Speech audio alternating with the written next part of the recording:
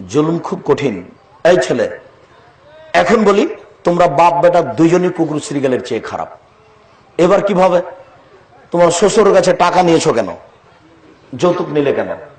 এটা তো বাপ বেটা আলোচনা করেই নিয়েছে। তোমার বাপও জানে, তুমিও জানো। যৌতুক নিলে কেন? এটা জুলুম নয়? এটা বড় জুলুম। আগামীকাল সন্ধ্যা হতে হতে টাকা ফেরত দিবা। পরের বাপের টাকা নিয়ে সাইকেলে চড়ে বেড়াও, লজ্জা হয় না? তোমাকে তুমি ভিক্ষা করে খাওয়ার পরামর্শ দিয়েছি। ভিক্ষা করা টাকা দিয়ে চাউল কিনে ভাত খেয়ে ইবাদত কবুল হবে। ভিক্ষা করা টাকা দিয়ে চাউল কিনে ভাত খেয়ে ইবাদত কবুল হবে।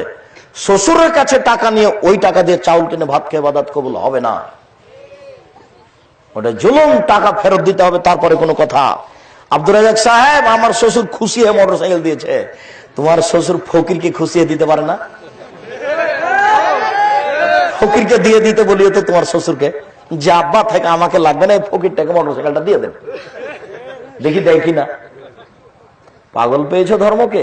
জুলুম থেকে বিরত থাকো।